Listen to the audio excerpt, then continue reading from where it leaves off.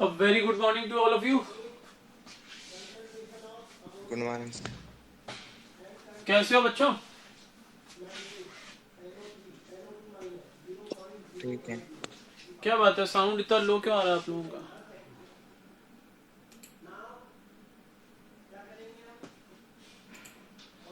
हाँ जी, तो in the last class we have completed our chapter financial statements, and today we will start our last chapter of the syllabus, financial statements.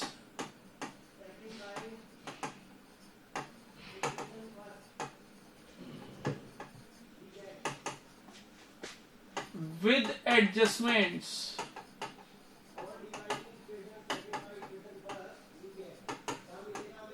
Your most important chapter of the syllabus, financial statements with adjustments. देखो बच्चों, year and में हम financial statements बनाते हैं that includes trading and profit and loss account and balance sheet.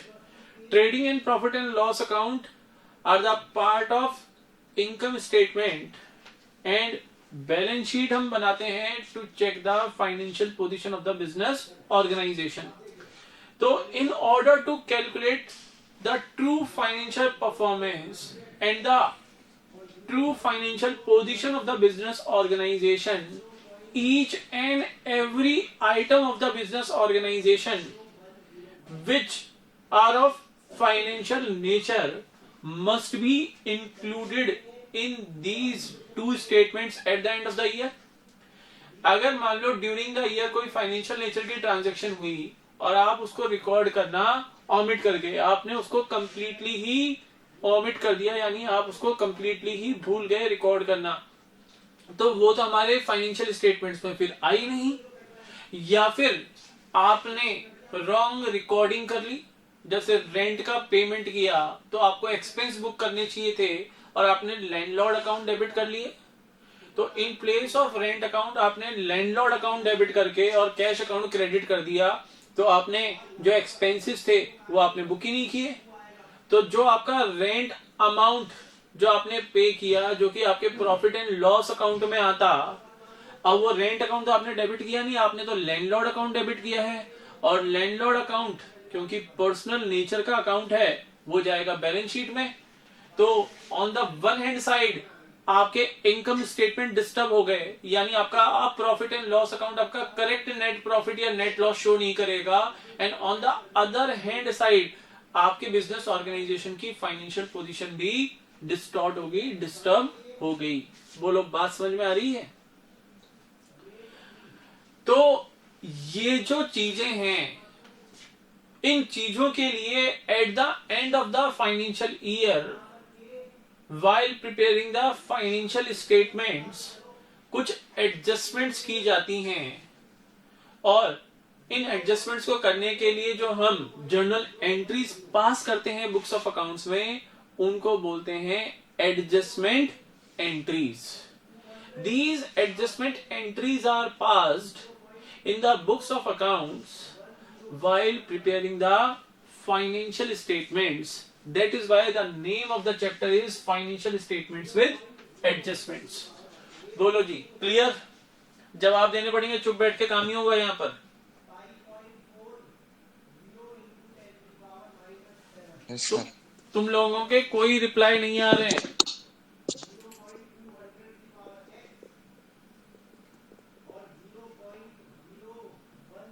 ये जितना मैंने अभी बताया समझ में आया?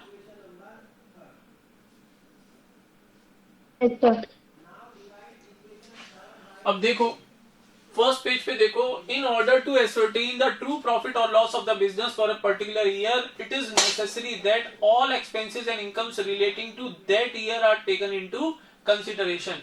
हमने थर्ड चैप्टर पढ़ा था अकाउंटिंग प्रिंसिपल्स का, वहां पे मैंने आपको पढ़ाया था एक कॉन्सेप्ट, मैचिंग कॉन्सेप्ट। यस और नो पढ़ा था? ये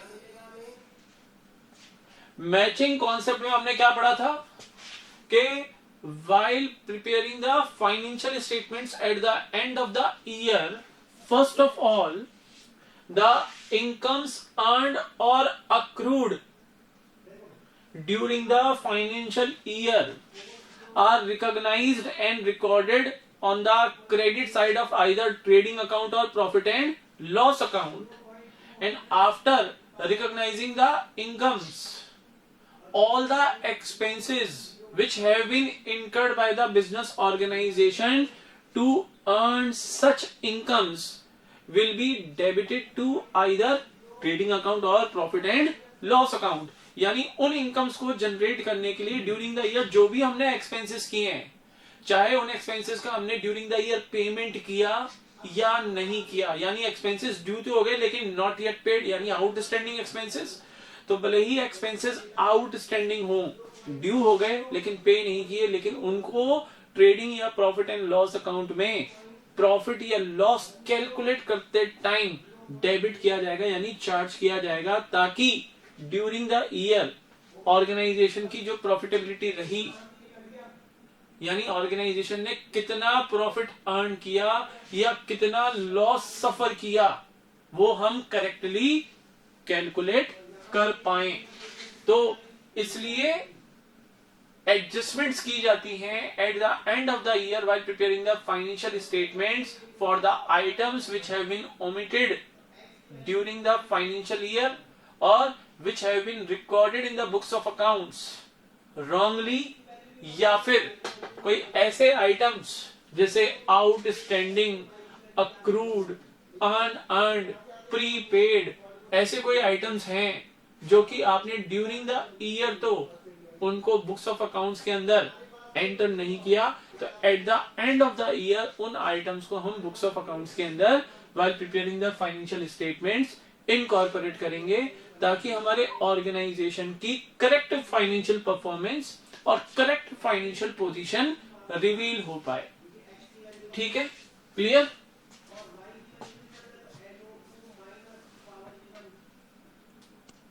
क्लास में से सिंगल बच्चे का जवाब नहीं आया कि ये चीज क्लियर हुई या नहीं हुई। अब देखो, for example, if we want to ascertain the net profit for the year ended on 31st March and rent for the month of March has not yet been paid, it would be proper to include such rent along with the other expenses of the year. मान लो आपका per month rent है 1000 rupees, हम 11 month का rent पे कर चुके, कितना हो गया 11,000 रुपीज। हमारा ईयर एंड हो रहा है, ईयर एंड डेट है हमारी 31 मार्च 21, तो हमारा मार्च मंथ का, ये तो है 11 मंथ्स का रेंट, मार्च 2021 का जो 1000 रुपीज का रेंट है, ये ड्यू तो हो गया बट नॉट येट पेड, तो इसको मैं क्या बोलूंगा, आउटस्टैंडिंग रेंट। इस आउटस्टैंडिंग रेंट को while preparing the profit and loss account for the financial year 2020-21 मैं इस 11,000 में इंक्लूड करके शो करूंगा। क्यों? क्योंकि मेरे 2021 के टोटल रेंट एक्सपेंसेस 11,000 नहीं है, 12,000 रुपीज है। 1 मंथ का रेंट ड्यू तो हो गया लेकिन पे नहीं किया, लेकिन ऐसा नहीं है कि हम पे करेंगे नहीं, we will make the payment in the next financial year, but this rent expense belongs to the financial year 2021 and not 21-22। I hope ये क्लियर होगा। इन द सेम वे, अगर मान लो हमने जनवरी 1 2021 को 12,000 रुपीज का इंश्योरेंस प्रीमियम पे किया, अब ये 1 ईयर का प्रीमियम है, तो इसमें से 3 मंथ्स तो करंट ईयर के और 9 मंथ्स नेक्स्ट ईयर का पीरियड शामिल होगा। सर मतलब 3 मंथ्स कैसे करंट ईयर के? बेटा हमारा करंट ईयर क्या है 2021, तो आपने 1 जनवरी 21 को पेमेंट किया है इंश्योरेंस प्रीमियम का, तो जनवरी 1 21 से 31 मार्च 21 तक हो गए 3 मंथ्स, और फिर 1 अप्रैल 21 से और 31 दिसंबर 21 तक हो गए 9 मंथ्स। लेकिन प्रॉब्लम यह है कि 31 मार्च 21 को हमारे बनेंगे फाइनल अकाउंट्स। फाइनल अकाउंट्स तो भाई 2021 का खर्चा कितना, 3 मंथ्स का आंसर देखो ना, 12,000 रुपीज तो फुल ईयर का खर्चा है, डिवाइडेड बाय 12 कर दो, इंटू 3 कर दो, यानी 3,000 रुपए तो 3,000 रुपए तो कौन से ईयर का, 2021 का इंश्योरेंस प्रीमियम का खर्चा। और रिमेनिंग 9,000 रुपीज चला जाएगा नेक्स्ट ईयर के अंदर, क्योंकि वो उस ईयर को बिलोंग करता है। ये कहता है मैचिंग कॉन्सेप्ट। तो भाई जब मैं प्रॉफिट एंड लॉस अकाउंट बनाऊंगा और मैं यहां लिखूंगा to insurance premium,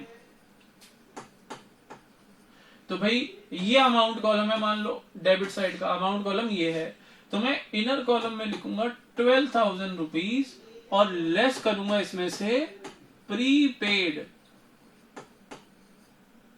insurance premium, कितना 9,000 रुपीज, क्योंकि नेक्स्ट ईयर को बिलोंग करता है, वो मैं लेस करूंगा और केवल 3,000 आउटर कॉलम में शो करूंगा। बोलो जी, बात समझ में आ रही है? क्योंकि हमें करंट ईयर की इनकम्स के अगेंस्ट केवल करंट ईयर के ही एक्सपेंसेस शो करने हैं। जो एक्सपेंसेस नेक्स्ट ईयर को बिलोंग कर रहे हैं, भले ही वो करंट ईयर में पे कर दिए गए हों, उनको करंट ईयर के फाइनेंशियल स्टेटमेंट्स बनाते समय हम क्या करेंगे, रिमूव करेंगे, हटाएंगे वहां से। बोलो क्लियर? Yes sir. तो अब देखो, for example if we want to ascertain the net profit for the year ended on 31st March and rent for the month of March has not yet been paid, it would be proper to include such rent along with the other expenses of the year. इसके अलावा कुछ और example भी इन्होंने दे रखे हैं, वो चीजें मैं आपको बता चुका हूं। नेक्स्ट पेज पे आ जाओ, नेक्स्ट पेज पे आ जाओ। Profit or loss and balance sheet may present the true financial position of the business. Simply stated, while preparing final accounts or financial statements, it must be detected whether there is a transaction which has been omitted to be recorded in the books of accounts. क्या ऐसी कोई transaction है जो books of accounts में आपने record ही नहीं की? Sir ये चीजें हमें क्वेश्चन में बताएंगे क्या? हाँ बेटा, जो गलतियां की होंगी वो तो बताया जाएगा आपको क्वेश्चन के अंदर, तो उनको आपको बुक्स ऑफ अकाउंट्स में रिकॉर्ड करना है, कंसिडर करना है। अगर ऐसी कोई ट्रांजेक्शन है which has been wrongly recorded in the books, तो उनको अब हम करेक्टली रिकॉर्ड करने के लिए रेक्टिफिकेशन एंट्रीज हम पहले ही पास कर लेते हैं। अब मान लो फाइनेंशियल स्टेटमेंट्स बन रहे हैं और रेक्टिफिकेशन भी हमने नहीं किया और हमें किसी आइटम के बारे में पता लगा कि वो रॉन्गली रिकॉर्ड किया गया है, तब उसको रेक्टिफिकेशन एंट्री नहीं बोलेंगे, अब उसको बोलेंगे एडजस्टमेंट एंट्री। एडजस्टमेंट एंट्री के थ्रू उसको हम बुक्स ऑफ अकाउंट्स में इंक्लूड करेंगे। या फिर third point of which only one aspect has been recorded in the books.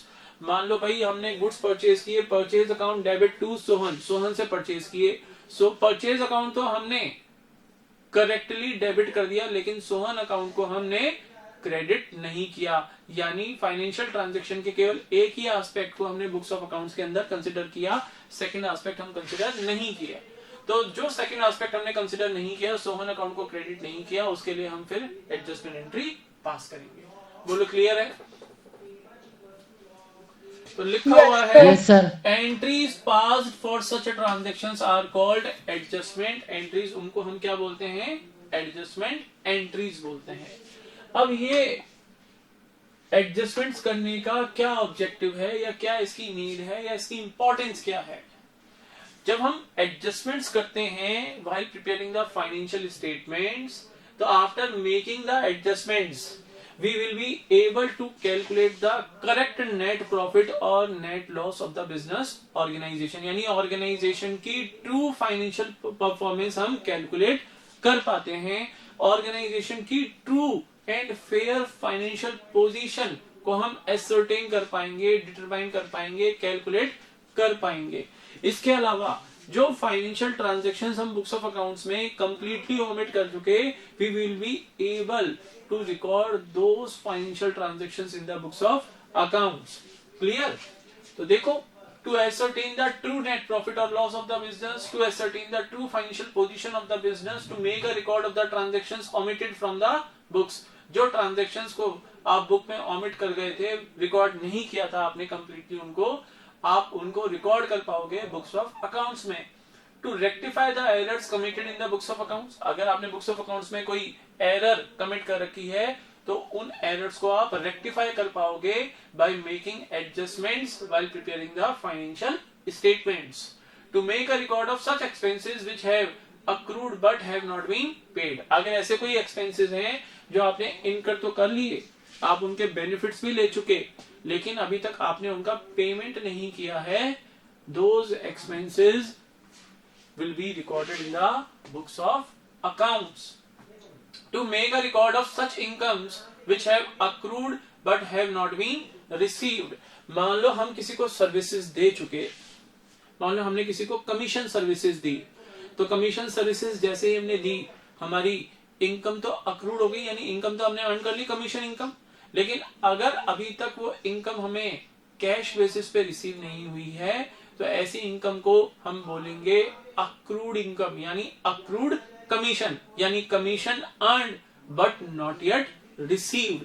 तो ऐसी इनकम्स को भी हम बुक्स ऑफ अकाउंट्स में मैचिंग कॉन्सेप्ट को फॉलो करते हुए रिकॉर्ड करेंगे. To provide for depreciation and other provisions. अब देखो क्या कह रहा है. It must be remembered that while preparing final accounts the items which are given inside the trial balance. ये मैंने आपको लास्ट चैप्टर में भी बताया था कि जो आइटम्स ट्रायल बैलेंस में गिवन हैं, ये आपका ट्रायल बैलेंस, ये आपका आता है name of accounts, ledger folio, balance and balance, balance debit और बैलेंस क्रेडिट. तो यहां जो डिफरेंट लेजर अकाउंट्स आएंगे ट्रायल बैलेंस में, उनके या तो डेबिट बैलेंसेज होंगे या क्रेडिट बैलेंसेज होंगे. यस और नो? Yes sir. तो yes, जो sir. आइटम्स, जो लेजर अकाउंट्स आपको inside the trial balance given है, दो दीज आइटम्स फाइनेंशियल स्टेटमेंट्स बनाते समय, फाइनेंशियल स्टेटमेंट्स बनाते समय these items will be shown in the financial statements only at one place. क्यों? क्योंकि इसकी डबल एंट्री आप ऑलरेडी बुक्स ऑफ अकाउंट्स में कर चुके हो. तो जो डबल इफेक्ट है वो दो अकाउंट के ऊपर आ चुका. आप तो केवल इन लेजर अकाउंट्स के क्या लिख रहे हो, बैलेंसेस ट्रांसफर कर रहे हो either in the trading account और प्रॉफिट एंड लॉस अकाउंट या फिर बैलेंस शीट. तो जो आइटम्स ट्रायल बैलेंस के इनसाइड गिवन है वो फाइनेंशियल स्टेटमेंट्स में केवल एक ही जगह आएंगे. जैसे अगर मान लो closing stock inside the trial balance है, इसका मतलब वो परचेज अकाउंट के अगेंस्ट एडजस्ट हो चुका है ऑलरेडी, यानी आप एंट्री कर चुके हो closing stock account debit to purchase account. तो अब क्लोजिंग स्टॉक आपका ट्रेडिंग अकाउंट में क्रेडिट साइड में शो नहीं होगा, वो बैलेंस शीट में केवल असेट साइड में ही शो होगा. लेकिन अगर सेम क्लोजिंग स्टॉक अगर आपको outside the trial balance, below the trial balance given adjustments में गिवन है कि भाई closing stock at the end of the year 20,000 rupees है, तो फिर मैं कहूंगा बेटा अब इसके लिए एडजस्टमेंट एंट्री पास होगी. एडजस्टमेंट एंट्री पास होगी यानी एटलीस्ट 2 अकाउंट्स अफेक्टेड होंगे. तो एडजस्टमेंट एंट्री क्या होती है क्लोजिंग स्टॉक की? Closing stock account debit to trading account. तो अब दो जगह जाएगा, मतलब कि जो items outside the trial balance as an adjustment given है एडिशनल इंफॉर्मेशन के अंदर, तो ऐसे आइटम्स फाइनेंशियल स्टेटमेंट्स बनाते समय एटलीस्ट 2 प्लेसेस पे शो किए जाते हैं. सर आप एटलीस्ट क्यों बोल रहे हो? बुक में तो 2 प्लेसेस ही लिखा है. देखना कुछ ऐसी एडजस्टमेंट भी हम करेंगे जिसका इफेक्ट 2 से ज्यादा जगह जाएगा, करेंगे हम, तब मैं बोलूंगा कि बेटा इसलिए मैंने बोला था कि एटलीस्ट कम से कम 2 जगह तो जाएगा ही जाएगा. 3 जगह भी जा सकता है, 3 जगह भी जा सकता है. हालांकि वो बहुत रेयर केस में ही जाता है, हमेशा नहीं जाता. नॉर्मली तो 2 ही जगह इफेक्ट जाता है, क्योंकि कम से कम एटलीस्ट 2 अकाउंट्स अफेक्टेड होंगे ना. जब भी आप एक फाइनेंशियल ट्रांजैक्शन के लिए जर्नल एंट्री आप पास करते हो तो एक तो डेबिट एस्पेक्ट होता है और एक क्रेडिट एस्पेक्ट होता है, तो एटलीस्ट 2 लेजर अकाउंट्स तो अफेक्टेड होंगे ही। तो that is why financial statements में जो आइटम्स ट्रायल बैलेंस के आउटसाइड गिवन है वो फाइनेंशियल स्टेटमेंट्स में कम से कम 2 जगह जाते हैं। या तो हो जाएंगे trading and profit and loss account में 2 जगह हो गए, या फिर ट्रेडिंग अकाउंट बैलेंस शीट 2 जगह हो गई, या profit and loss account and balance sheet again 2 जगह हो गई। बोलो बात समझ में आ गई? Yes, sir. Yes sir. अब इस चैप्टर में हमें करनी है 22 एडजस्टमेंट्स, सीखनी है वो हमें, ठीक है ना। चैप्टर इज वेरी इजी, कोई दिक्कत नहीं होगी चैप्टर में अगर आप प्रॉपर तरीके से इसको स्टडी करोगे तो। आओ अब हम एडजस्टमेंट्स करना स्टार्ट करते हैं। हमारी पहली एडजस्टमेंट है क्लोजिंग स्टॉक की। अब क्योंकि इसको मैं एडजस्टमेंट बोल रहा हूं, इसका मतलब क्लोजिंग स्टॉक आपको कहां गिवन है? Outside the trial balance. Closing stock फिर आपको कहां गिवन होगा बच्चों? Outside the trial balance. Clear है ना? कोई डाउट तो नहीं है? No, sir. क्लियर है। तो क्लोजिंग स्टॉक अगर outside the trial balance given है तो पहले तो एक बात का ध्यान रखना, following the convention of conservatism,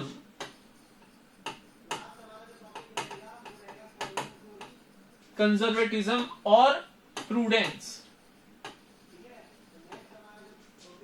यह हमने पढ़ा था चैप्टर नंबर 3 अकाउंटिंग प्रिंसिपल्स के अंदर। तो जो एंटीसिपेटेड लॉसेस होते हैं, जो एंटीसिपेटेड लॉसेस हैं, एक्सपेक्टेड लॉसेस हैं इन द फ्यूचर, उनके लिए हमें करंट ईयर में ही while preparing the financial statements provisioning करनी होती है। लेकिन अगर फ्यूचर में एक्सपेक्टेड इनकम्स दिख रही हैं, एंटीसिपेटेड इनकम्स या गेन्स दिख रहे हैं, तो such incomes and gains will be recorded in the books of accounts as and when they will be earned और रिसीव्ड, ठीक है ना। तो ध्यान रखना, मान लो क्लोजिंग स्टॉक, फिर उस केस में क्लोजिंग स्टॉक को कन्वेंशन ऑफ कंजर्वेटिज्म या प्रूडेंस को फॉलो करते हुए आप बुक्स ऑफ अकाउंट्स में शो करोगे कॉस्ट और realisable value whichever is lower, इनमें से जो भी कम होगा। मान लो आपकी कॉस्ट है 1 लाख रुपीस, यानी इस रेट पे आपने इसको परचेज किया था और ये ईयर एंड में अनसोल्ड रह गया, यानी ये आप बेच नहीं पाए, तभी तो क्लोजिंग स्टॉक में शामिल होगा।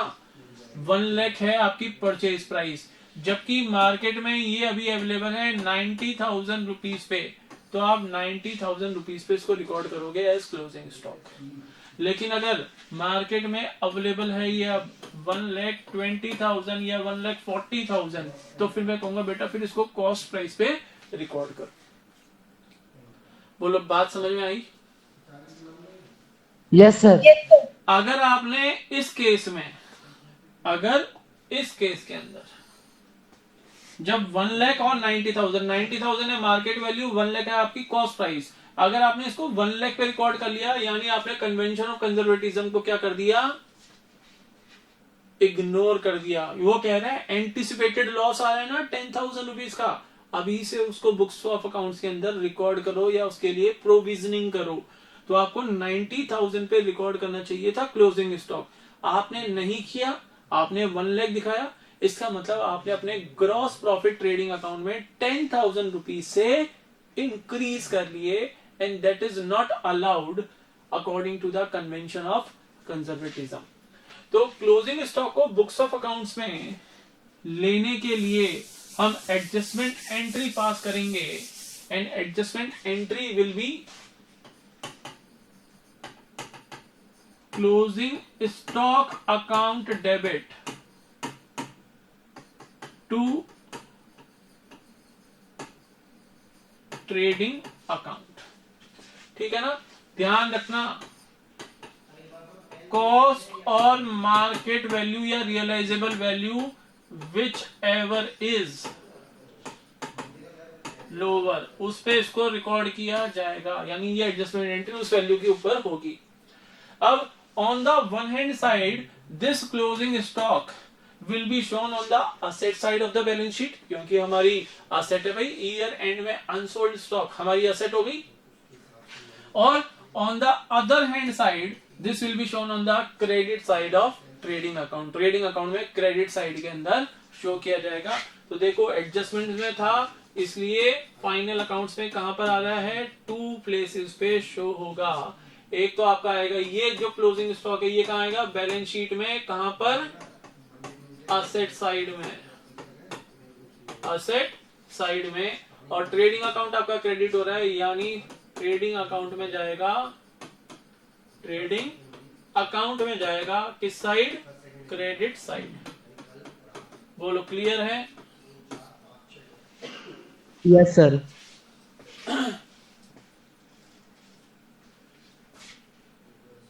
एक एडजस्टमेंट और पढ़ लो।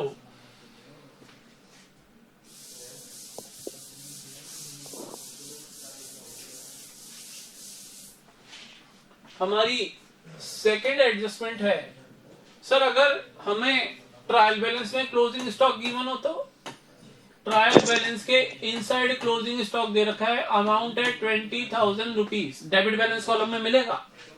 तो फिर सर फाइनल अकाउंट जब हम बनाएंगे, फाइनेंशियल स्टेटमेंट्स बनाएंगे, तब इसको कहां दिखाएंगे, फिर बेटा ये जाएगा केवल बैलेंस शीट में असेट साइड के अंदर, फिर ये ट्रेडिंग अकाउंट में नहीं आएगा। यानी फिर आप इसको बैलेंस शीट में केवल असेट साइड में दिखाओगे, क्लोजिंग स्टॉक अमाउंट शो करोगे कितना, 20,000 रुपीज। सर ट्रेडिंग अकाउंट में क्यों नहीं जाएगा, बेटा आपने उसको परचेज के अगेंस्ट ऑलरेडी एडजस्ट कर लिया है, आपने अपनी परचेजेस 20,000 से रिड्यूस कर ली हैं। आई होप क्लियर होगा ये। Yes sir.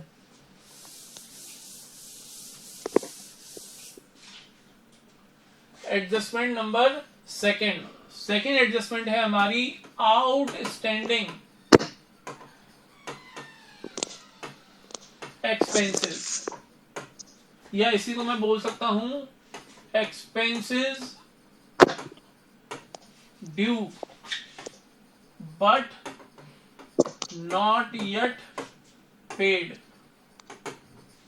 Expenses due but not yet paid. तो अभी भी जब मैंने चैप्टर स्टार्ट किया था आपको कुछ एग्जांपल दिए थे। मान लो मंथली रेंट हम पे करते हैं, या फिर रेंट छोड़ो, हम मंथली सैलरी का पेमेंट करते हैं 2,000 रुपीज का। अगर 2,000 रुपीज हमारी मंथली सैलरी है तो पर एनम सैलरी एक्सपेंसेस कितने होंगे, 24,000 रुपीज।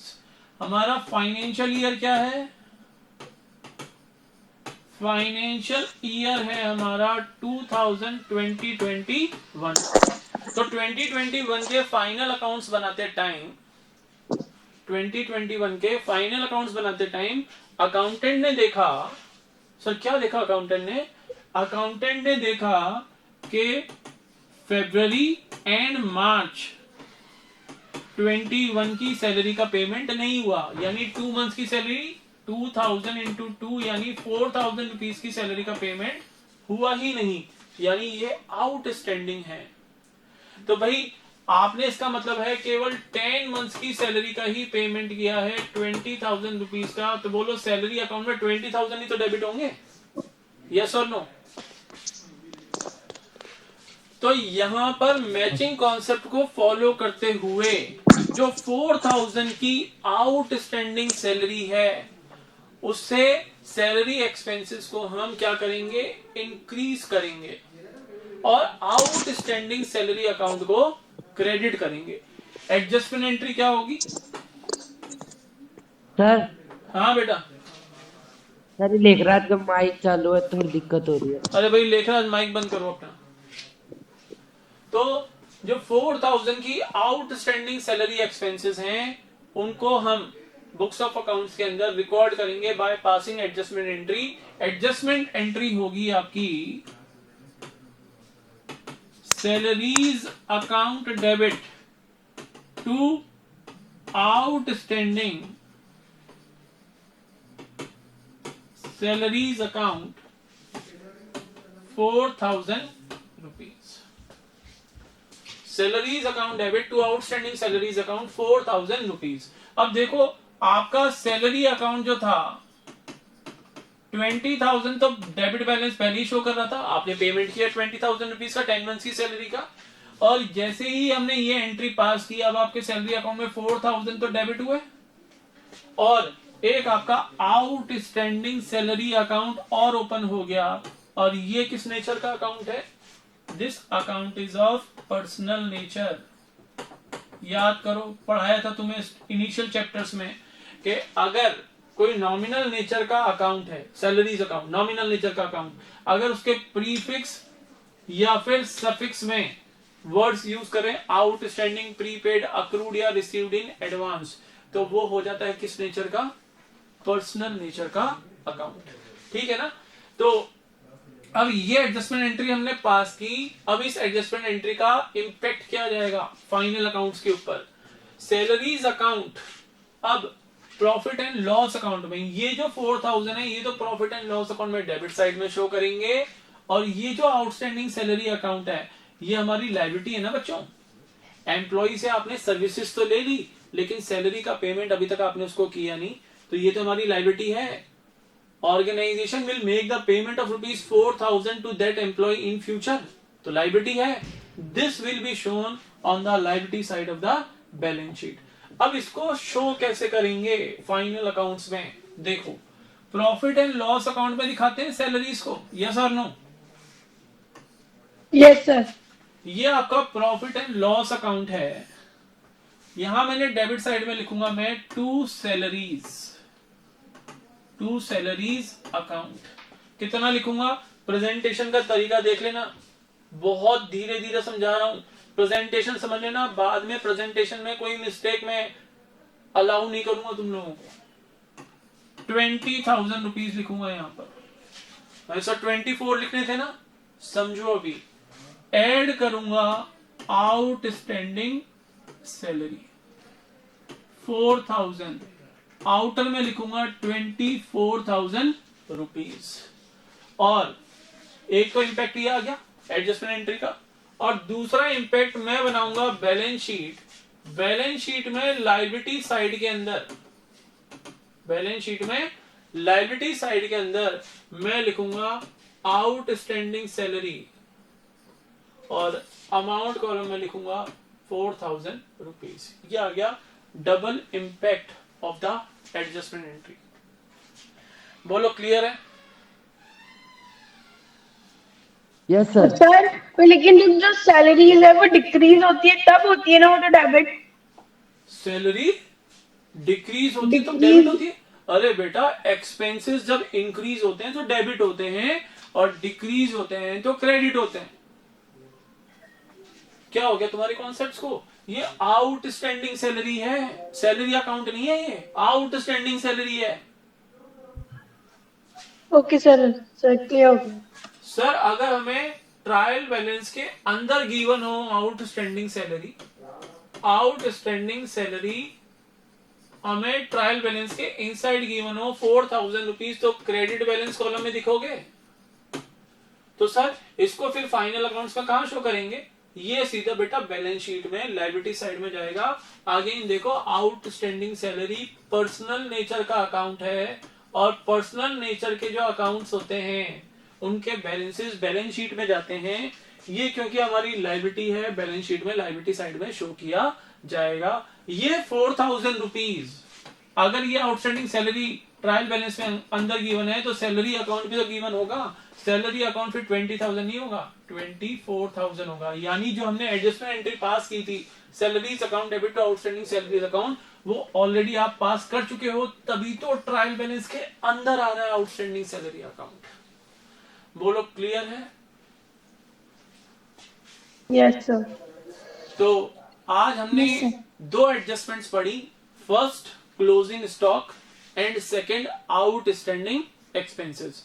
इनको अच्छे से रिवाइज करके आना, और अगर कोई डाउट्स होंगे तो कल पहले अपनी क्वेरीज रेज करना, अदरवाइज फिर हम आगे इस चैप्टर को करेंगे। ठीक है? तो that's all for today. Have a nice day to all of you guys. Goodbye. Thank you sir. Thank you sir. Welcome बेटा।